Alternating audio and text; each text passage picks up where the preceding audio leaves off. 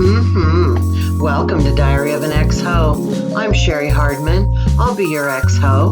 And today's guest is Tambre Massman.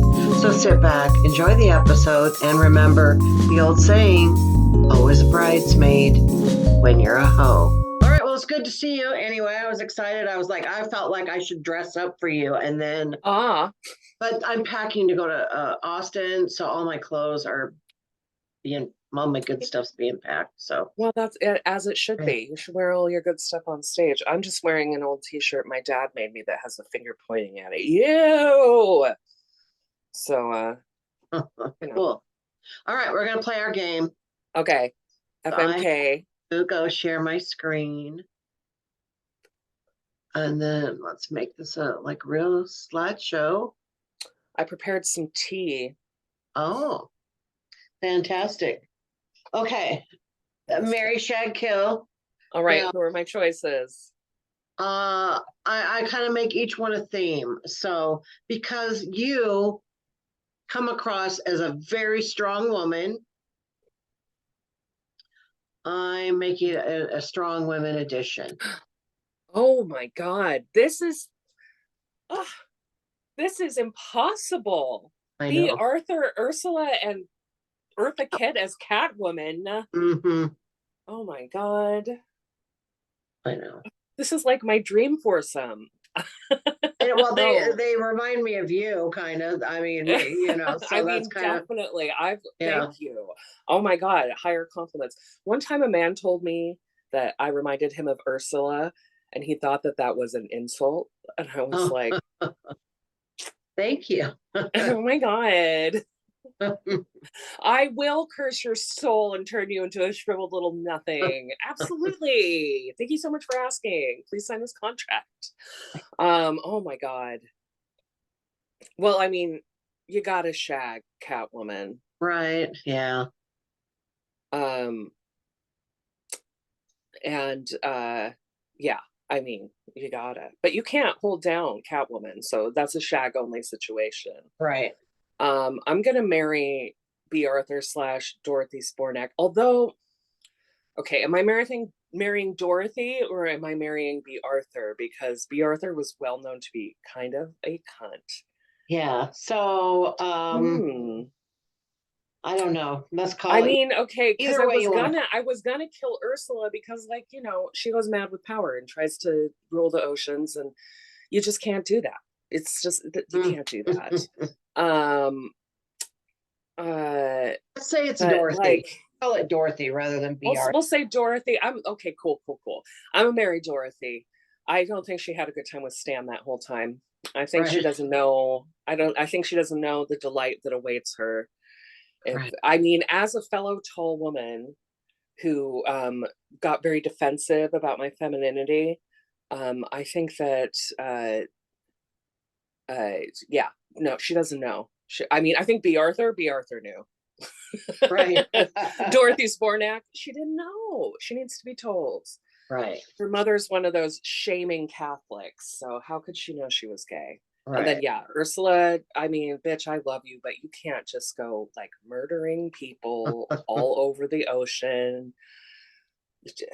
All right. There we go. Good choices. All right, let me get out of this. Also, she's imaginary, so I feel no guilt in murdering a cartoon. Right. Okay. So I'm just gonna start out with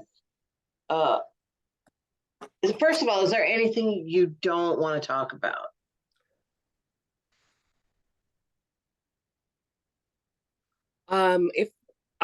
No, I don't think so. If there's something nothing that springs to mind and goes, not this. And if something does come up, I'll say so. Okay. All right, good. Because sometimes I start to talk about childhood and then people have had SA or, and then that kind of changes. Yeah, no, I appreciate you asking that question because it's not necessarily the one to. Right. And if we got to take something out, we got to take something out. So okay. I'm going to start with your parents. Like, are your parents together? Oh, that's such a complicated question, Sherry. As my mother herself likes to put it, she goes, we're artists. Our relationship is complicated. and different. Um, my parents are still married. They speak every day, but my dad lives in Montana and my mother lives in upstate New York. And but they're also like, yeah, it's complicated. They have an unconventional relationship. That's the word my mother uses, unconventional. Has it always been like that? Like when you were a kid? No, when I was a kid, they were like in love. They were in love with each other. And Mm-hmm. then, yeah, they were, my parents were unusual. My sister and I are both home births, which for people born in the early 80s in Montana was not the norm at all. So we started out life as weirdos and got weirder. Is your sister different too? Uh, I mean, you are a different person. I don't know how to say that, but. I mean, my sister's a remarkable woman. I like to joke that I'm the ugly sister. And people are like, Tambre, you're beautiful. I'm like, I know. I said I was the ugly sister. But it's true. Like, my sister is very gorgeous, but I'm extremely charming. So, we both have our sides. Not that my sister isn't charming. She's really super smart. She's pretty straight. She's mostly straight, I know she's had her moments, but I think that uh sexuality is a spectrum, and sometimes you wobble down that rainbow road a little bit and then you're like, no, I'm fine. Mm-hmm. So whereas for me, I was like, no, I won't go down the rainbow. I don't see the rainbow. The rainbow's not for me. And then I was like, fully, I just like wanted to roll around in the rainbows, and eventually I did. So. Do you feel like your parents were like a good role model for how a relationship could or should be? I definitely, yes, in so many respects. I mean, nobody's perfect and my parents had their shit, but like my father, if my reputation in the comedy scene is very much as a man hater. And I don't see it that way. I just have good men in my life. And so my standards are high. Mm-hmm. And Oh, I don't compromise them. Because the way my father treated my mother, the partnership between the two of them, the things that they built together, the way that they joined together as a team to raise me and my sister, like that is my standard. And yeah, most people can't meet, people are like, can I be your daddy? I'm like, are you going to write me a poem on my birthday every year? Because my dad does that. So, uh, my dad is also, a self-obsessed actor and he's got his issues, but like, yeah, he loves my mother, dotes on her to this day. Like they had partnerships, like my mom did the laundry, but my dad does all the floors, my dad cooked for us just as often as my mom did. Especially once, my dad was on tour a lot as an actor. There was all sorts of things, but he was like stuck in. He'd take me to things, help me with my homework. Like, yeah. So they were pretty good, but sometimes the emotional dynamic, I don't know, could have been different. I just think my parents are really cool and great, which they is sound really cool. Like I am ready to meet them right now. yeah, no, my parents are really cool. People are always like, your father is wow. And then they get to know my mom and they're like, and I'm like, yeah, no, I'm some people are afraid of turning into their mother, and I have my fingers crossed. Like Right. maybe it'll be me. Unfortunately, I'm turning into my dad, but he's all right. He's all right. Yeah. Yeah. Do you remember like a time like I call this for the sake of this podcast a sexual awakening? Like, do you remember when you kind of just realized, hey, wait a minute, there's something going on in this world that I was previously unaware of, and I'm noticing something now? Can you think of a time where you kind of felt that? Um, yeah, definitely. Um, I think it's pretty normal for early childhood like exploration experiences that children have with each other. That's very normal for them to be homosexual in nature because that's who you're hanging out with usually. Right. So there was like, let's practice smooching times. I think the first time that I read a lot of really grown up books, like a lot of really grown up books at a very young age. Uh, Terry Southern's Blue Movie was on and that was an eye opening thing. It was my first experience of seeing or experiencing gay male porn. There's a scene described in that book that was like really like, ooh, you know, there's something really hot about that. It's a weird ass book. I don't recommend it. Bad, but you know, Fanny Hill, which really like some of that old school like 19th century erotica shit gives you very bad ideas about anatomy. Just like this book was so written by a man. He has absolutely no, like if you read Fanny Hill, his concept is that the pleasure comes from the splitting of the vulva, like how wide the vulva is spread is like in his mind. So it's all just like, you know, I'm like, okay, size queen.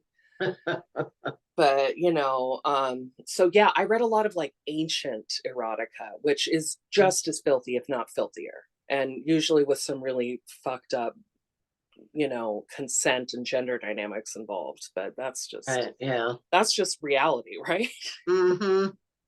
For sure. Okay, so that kind of answers my next questions, because I was going to ask you about like, is there a mainstream movie that like has a hot scene that you just always go back to in your mind, maybe? Oh my god. Okay, in Ghostbusters, when Sigourney Weaver's like, you know, she's like on fire and she's possessed, and Rick Moranis, who was a huge childhood crush of mine, Rick Moranis and Sigourney Weaver.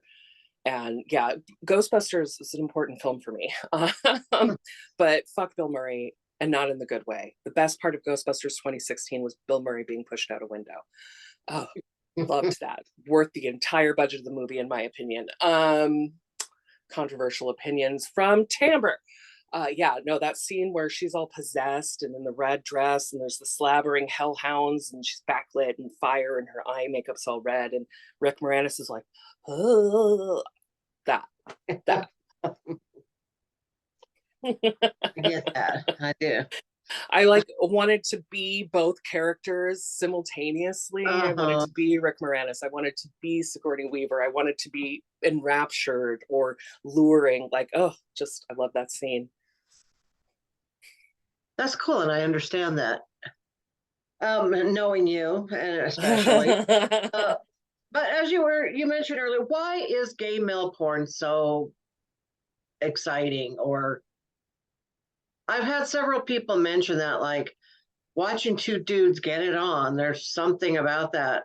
Well, if you're attracted to men, it makes sense that you just want to see all the men. So much of like gay male porn, if we're gonna like, we can like stray into film theory and talk about the male gaze, the female gaze, the gay gaze, but like the gay male gaze and what it wants from sexuality is very similar to what the heterosexual female gaze kind of wants, which is like man, like man, you know, hairy. And so there's so much of that. And like the directness, and it is a man saying these things to usually a feminized person, because there's usually a lot, there's not always, which is my favorite. You know, there's something about it. Yeah, like the two, it's like if you are sexually aroused by masculinity, how could gay porn not be hot to you? Like I didn't like porn at all until I saw porn with people who kind of looked like me in it. And then I was like, oh, I get it. I get it. And it kind of opened me up and I was sort of able to enjoy porn more. But until I could like see myself there, because it was just so plastic and fake to me, I have like a whole history with porn, you know, where I was super against it and then I got really into it. Now I'm fully over it. But, you know. I know I say on this show all the time that I have a hard time like with porn because I've seen how it teaches men to be in bed Which incorrectly. is terrible. Right. And also I And just they don't. never believe us when we tell them. We're like, we don't like that. And they're like, I was with someone once who liked it. I'm like, the girl you were with in your mind while you were jerking off liked it because she was in your fucking head, dude. Right. And yeah, and the other thing, I just don't like how women are treated in porn, Yeah. you know. It's So it's you know, there's something really like enjoyable if you watch like kink porn and if you watch like quality stuff that you have to pay for. By the way, Corinna Lee Allen has this amazing joke that Gen X fucked up because healthcare isn't free, but porn is. And I think that that is such an important philosophical thing that has happened in our world to point out that we don't have free healthcare, but we do have free porn. right, That's crazy. right. Shows what's important to. Well, and it's so like, and I'm not, people want to like penalize porn and shame porn, and I'm like, no, you should have to pay money for it because people do work. The people who Right. are fucking are doing the work, the people who are directing it are doing the work, the people who are lighting it, who are editing it, who are posting it online and like keeping Trojan horses out of it. Like, Mm-hmm. people deserve to be compensated for their labor, and porn is labor intensive. And like, we should appreciate, like, porn stars, the thing that's incredible about them is that they can do that. They can have sex in a way that most people can't. Like, fucking Nina Hartley, she's a goddess. She is a fucking goddess, a fucking goddess. Right. And like, she can do and enjoy and experience and show and tell things in this way, and to not have that recognized as like something valuable because of puritanical bullshit. Anyway, Right. Yeah. porn. It's complicated, but why is it free? Why people don't want to pay for it? People are like, the most important thing in the world is that my dick gets wet, Right. but I don't want to pay anybody for that. Maybe I because don't want to guys are have to. I just. don't want to have to spend any of my own resources on the thing I want the most, which is a wet dick. Apparently, it must be really great considering how obsessed people are. Like,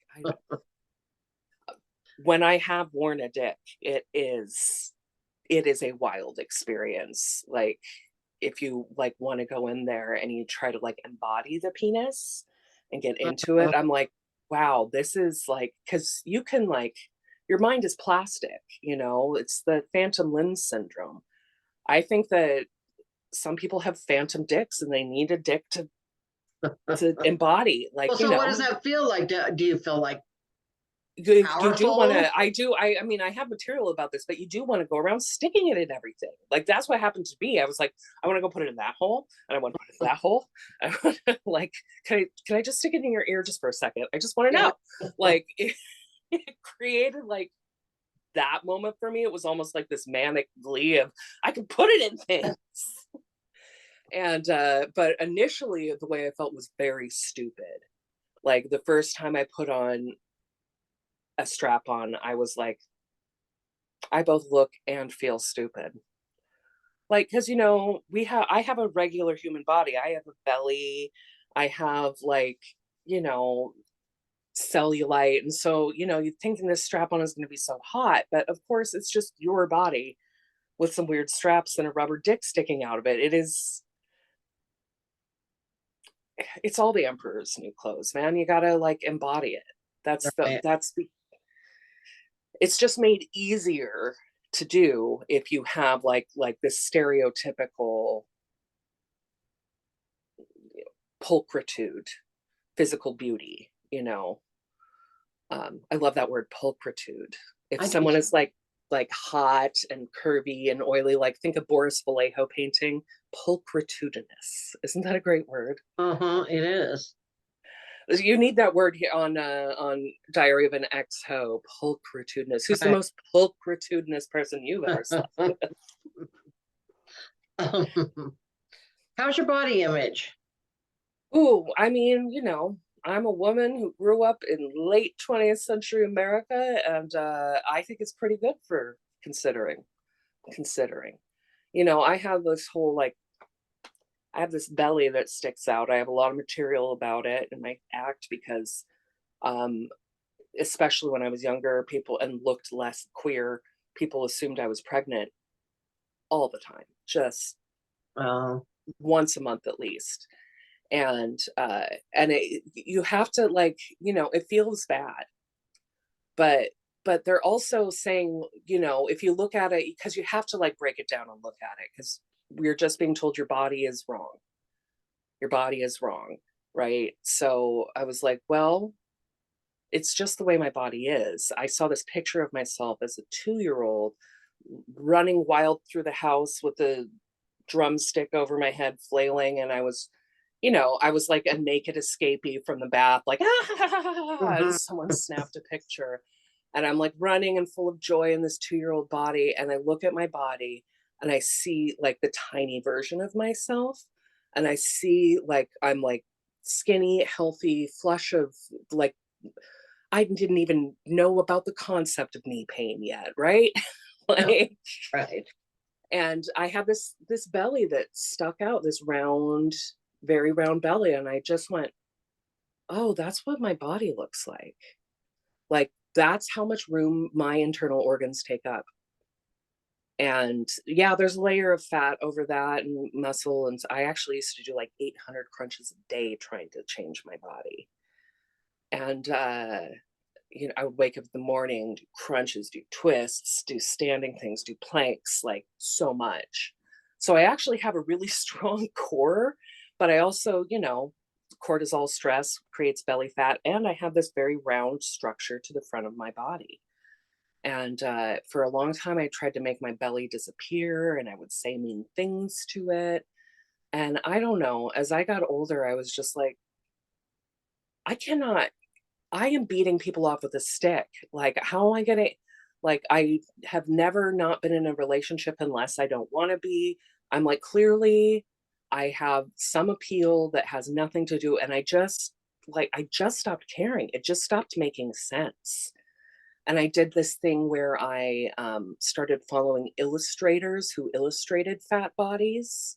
Hmm. So something about drawings of fat bodies and of all different identities: fat men, fat women, fat trans people, fat animals. Like, just like the care and tenderness of someone drawing it was transformational for me. So I really recommend that to people. And it might not be what works for you, but it helped me. And I mean, God, the sex got so much better at that point. That And the really lit a fashion light. got, That lit a light bulb for me. That's really interesting. yeah, yeah. Like, watch somebody, like, you have to change. Like, I made a very specific, like, I have a rule. I only read like 3 books written by white men a year. I read a lot of books. Hmm. So if I read 5 books a month, probably none of them are going to be written by a white guy, because up until I made that rule, it was like every book I read practically. Hmm. So I'm like, okay, I feel like I've got that understanding. I want to learn something new. And so it was the same thing with like the images that I looked at and started looking, like, all my ads that I get on my social media now are all fat bodied people advertising. So I'm not looking at, a 14-year-old from Korea who has no life experience and no body experience in common with me, and seeing clothes that look good on that person and being like, well, clothes will never look good on me. It's just not that way. Hmm. Hmm. Like, Sherry, you are a gorgeous person. Like, you always look amazing. Like, and so much of it is just you. It just like kind of leaks off you. And this like there's just this little bit of joy. You're a hot bitch. And it's like, so at least some part of you does. Hmm. At least some part of you does. Like, it's, yeah. Like, look at some sexy, like, watch. This is why I also didn't like porn until I was like, I wanted to experience the good part of being objectified, of being told that I was beautiful and luscious and desirable. And so I sought out people who were showing me that. And it really, and it just like also makes you take a lot less shit, because you're like, I don't. I'm too pretty for that, you know? Right. Yeah. Uh, you have any sexual regrets? Not coming out sooner. Like, oh my God. So how old were you when I you could have been eating pussy in high school, you know, like appropriately with the people. Like I look back and I'm like, oh my God, I would have been like, I would have been like the lesbian heartbreaker of high school if we'd allowed men queer. Oh my God. did you know you were, or were you suppressing it, or I mean, it's really confusing. So I had some early experiences with peers that were really confusing and off-putting. And, you know, I to kind of touch on something a little serious, like I don't feel like anybody was evil or abusive, but you know, we were kids and we were dumb and it got confusing. And so I just really like was just like, I don't feel ready to open this box. Like I didn't date in high school at all. Who was I gonna date in high school, Sherry? I was right? basically this exact same person, but 19. So even more obnoxious. I'm Like, sure men are like frightened of you, aren't they? oh my God, all the time, all the time. I've had more than one partner say to me, I would rather be hit in the face than have you give me your honest opinion.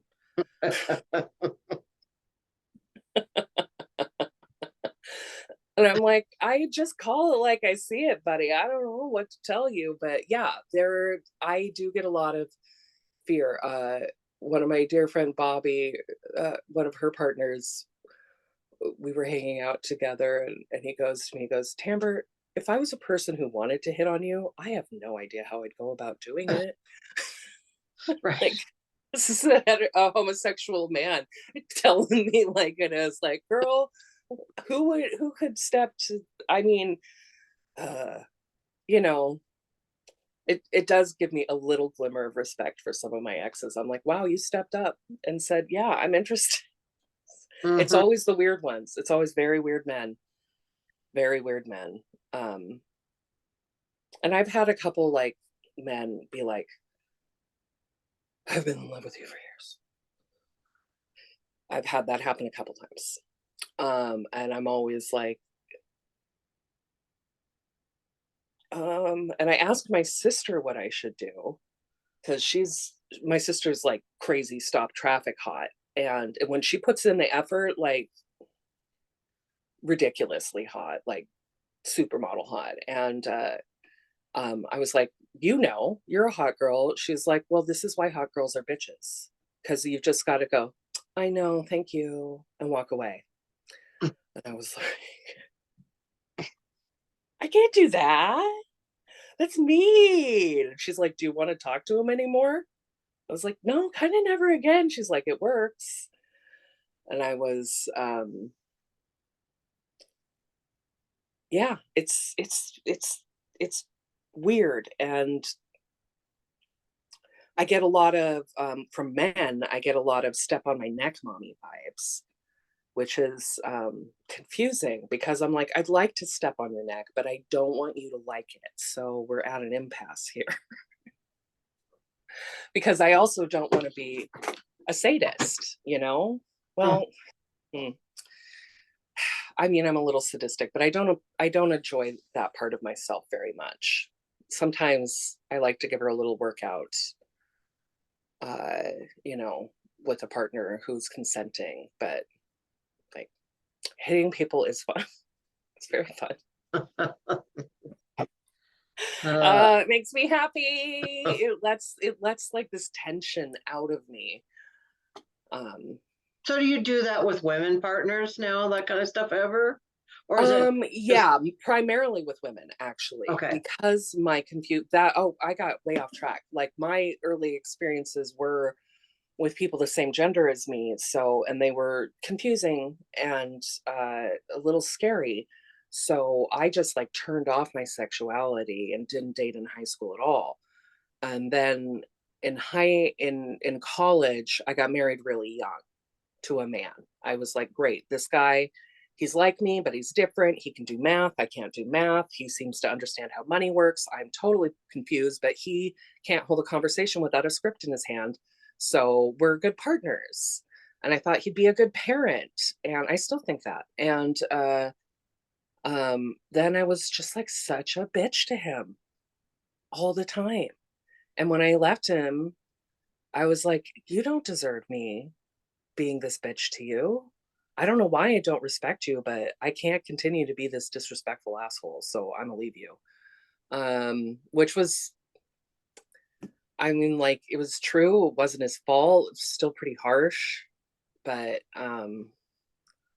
it really didn't have that much to do with him. And it was because in retrospect, it's the gayness. I was like, I don't know why, who I am or what's going on with me. You're queer. And my best friend at the time was bisexual. And that actually made the confusion worse because there was this part of me that was like, don't get any more involved in this person and their dysfunctional relationships. And so that was like some subconscious part of me just refusing to succumb to the temptation because in retrospect, I was totally in love with her and obsessed with her and wanted her very much. But there was just some part of me that wouldn't go there. And almost as soon as I ended that friendship, I came like flying out of the closet. I was like, hi, I'm really gay. Actually, it turns out pretty gay.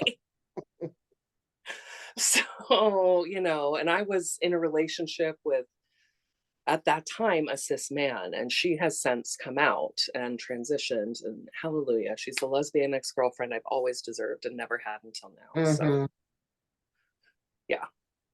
Oh, that's right. We did that video together. You were there. Huh.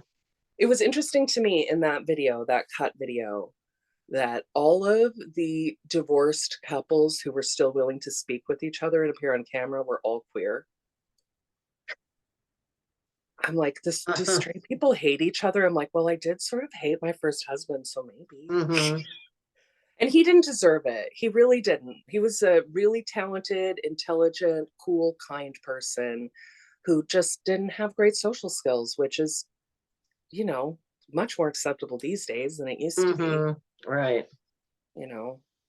Yeah. Me, blabbermouth, anyway. Well, I hate my ex, and he did deserve it. So, there we go. What's your idea of amazing sex? Mm.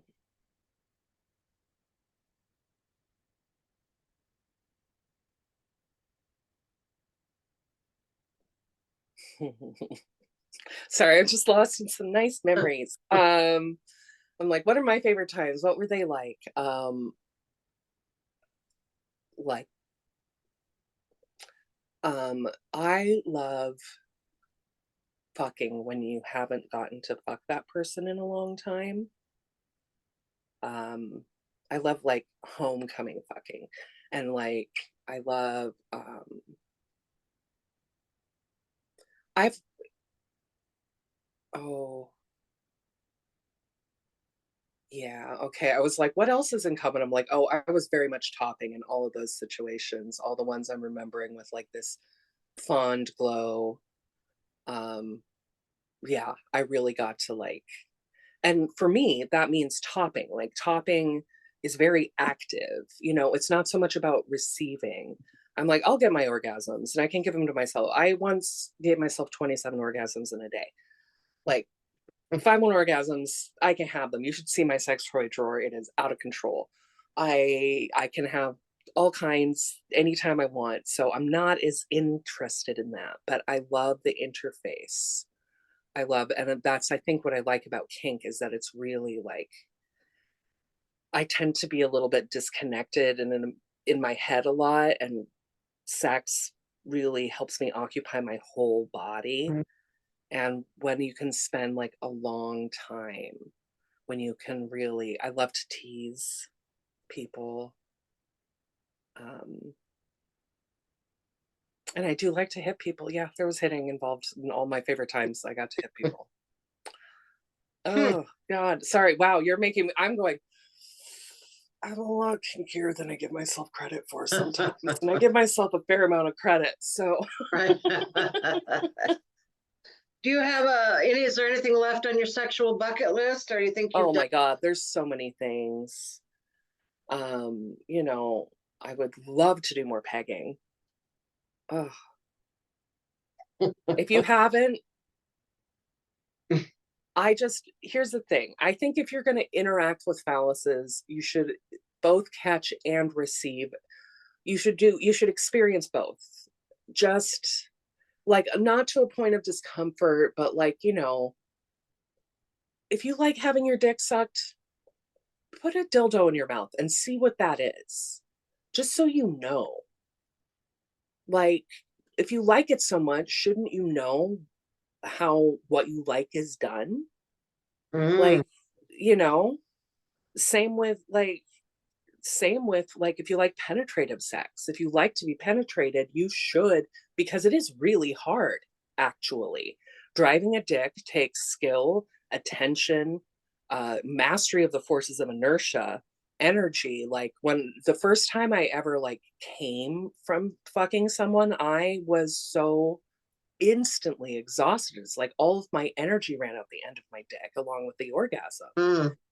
And yeah, I was just like, I gained so much empathy. I was like, oh, wow, I didn't know. I was like, why can't you continue? And it's like, because I fucking can't. I became a better lover to people I was asking to perform that on me because I had a greater understanding of what they were doing, enduring, experiencing.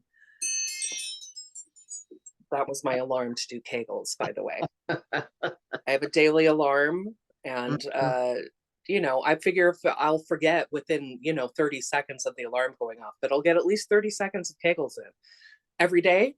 Mm-hmm. Keep you know Keep things, yeah. pelvic floor looseness away, right? But yeah, it's like really. That being said, like I'm talking so much about it, it's making me realize how sexless my life is right now, and I'm like, oh no. Mm. Oh no, maybe I'd be more effective as a person if I was having more sex. Oh. Do you ever feel that way? Does Uh, sex fuel you like that? oh, totally. Sometimes we've been married 13 years, right? Mm-hmm. So it's not like up until a couple of years though, we still did it at least once a day. And then through the pandemic, but since the pandemic's over, we're kind of just both like, oh, like we'll do it and we'll go. But yeah, when I get to that point where it's like, it's been 5 days and we're not doing anything, I realize I feel like everything's falling apart. And it's just 'cause Yeah, I need that. I need that. that grounding, that experience. You need the Uh-huh. Yeah. sweat of it somehow. I don't know. I did find that my libido woke up after I did shrooms, which Really. weirdly I had not done until very recently. I'm just not you know, sex, drugs, and rock and roll. Like I'm like, I'll smoke a joint, I'll have a whiskey. I mean, if we really consider the amount of drugs we do every day, like our pill bottles and our caffeine, and Right. we're all mega drugged constantly. But yeah, I know cocaine would be too friendly, and Mm-hmm. yeah, I'm like, well, that's the thing with drugs. Drugs is like relationships. There's a love bombing period where you're like, oh my God, this is the best thing ever. And then you're Mm-hmm. just chasing that same high. And so I'm like, I've done that enough romantically. I don't need to experience it chemically as Right. well. And actually, there's really nothing worse than having sex with a man on cocaine. I will, yes. I may not Oh. have done it, but or I may not have been on cocaine myself, but I'm pretty sure. Oh my God. It's one of the worst, most awful experiences of Yeah. like I made choices and I definitely made them. And now there is a man following me home in a cab because he can tell I made bad choices and he wants me to make more with him. Yeah. It, Oh, the good old days, I man. was coming home from a one night stand at a hotel that was very sordid, and I was like, I fucking hate this. That guy was definitely on coke. And yeah, I was like, this was gross and I hate it. And then this car just started following me. And Sherry, I was wearing the stupidest shoes. Yeah. They were stacked platform heels. They were cute, but they were like 4 inches high. So of course I look like 1 million feet tall. And this man, of course, is convinced, because I'm doing the walk of shame very clearly, or the walk of fame. But in this case, it was shame, because I was like, that guy, no, I thought my friend was going to come back with us and I was going to have a threesome. And then it just ended up being me and this guy. And we were both like, I guess. It's very bad.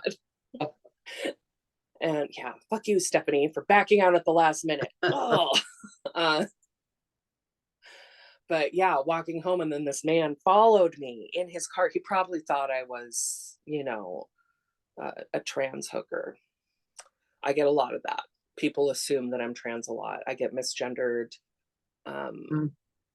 continually. And do you go by she or? Yes, I use she, her pronouns. Okay. I am a cis woman.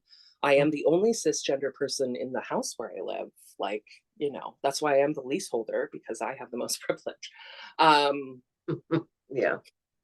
But yeah, but people, because I'm 6 foot tall, people have assumed many times that I'm trans or a drag queen.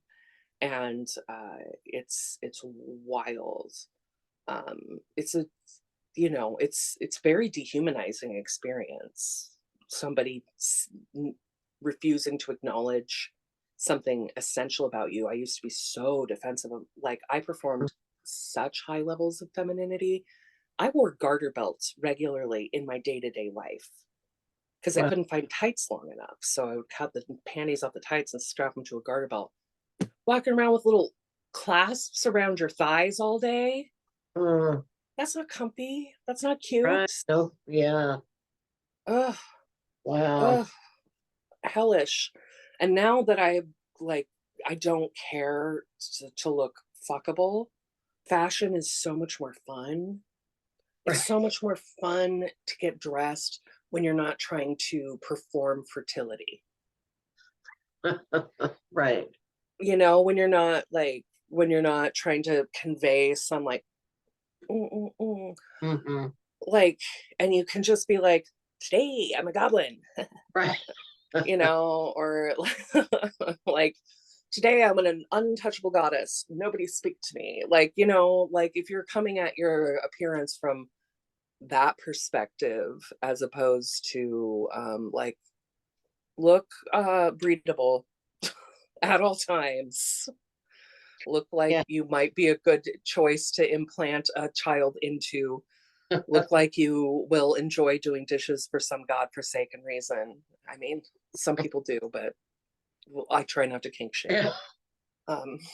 Yeah. All right. Do you have any we're almost coming up on an hour here. We've been chatting. Yeah. Any last minute like fun sex stories, or you think we're good? Okay. So the first time I went to San Francisco, and I was meeting with someone and it was actually a person I was dating. It was his long-term girlfriend, and we got to talking because of polyamory. And she was like, you should come visit me. And then, like, as I was arriving, she was like, I just want to be clear. When I said you should come visit me, you did intend us to have sex, right? And I'm like, I have so many sex toys in this suitcase. Oh my God. And it was an amazing trip. And it was the trip that helped when I came out to my aunt, she had like not seen it at all because I was masking so hard, and she is the dyke in my family. And and she was like, I just didn't see it.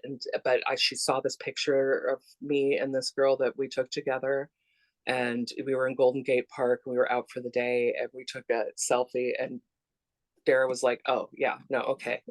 I'm getting the lesbian vibes now. The pussy is leaking out of Facebook at me.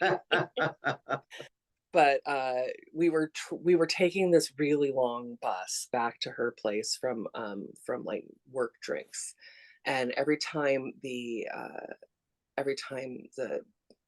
bus would move, the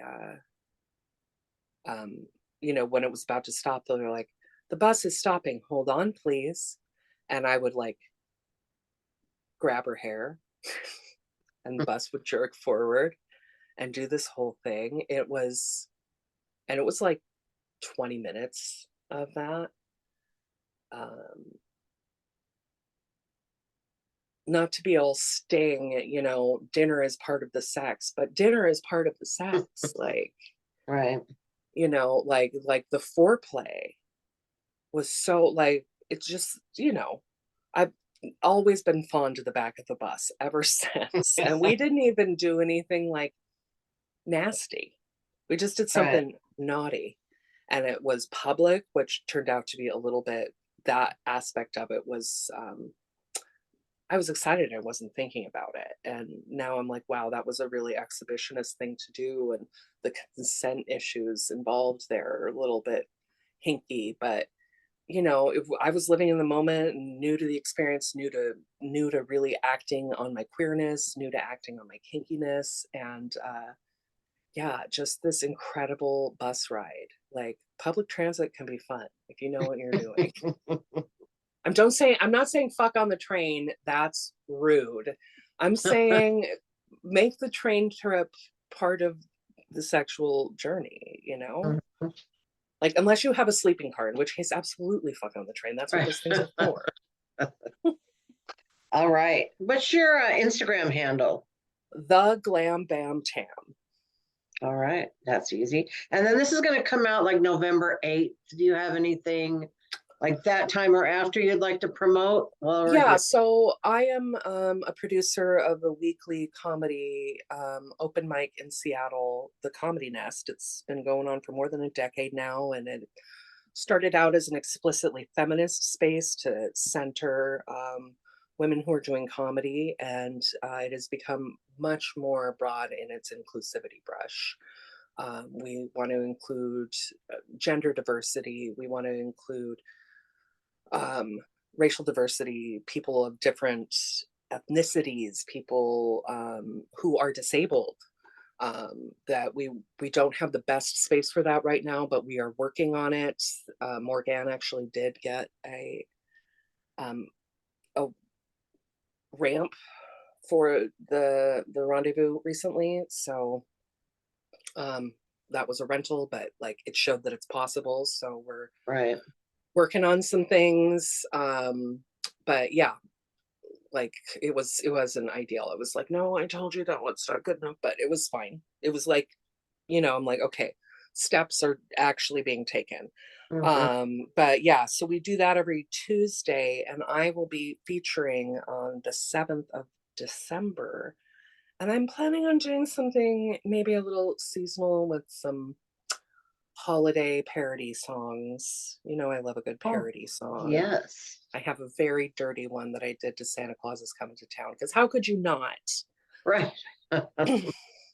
But we can do some anti-capitalist parody songs. We can do some So I'm going to be doing something for my feature set on the 7th that's going to be just a little bit extra. Well, good. That'll be fun. That is a great room. I had a good time when I was there. And we'll have you back. We love you in that room. I'd come more often, but Seattle's hard sometimes. Yeah, it's hard. No, that's definitely, you should come feature. So, there's like a reason, and you're not trying to transit. Moving through space is hard. All right. Well, it was great talking to you as always. I adore you. So I'm glad you were able to do this with me. I'm thrilled to do it. You're one of my faves. It's anytime. All right. I'll talk to you soon. Bye. Talk to you soon. Have a great trip. Oh, thanks. Yes.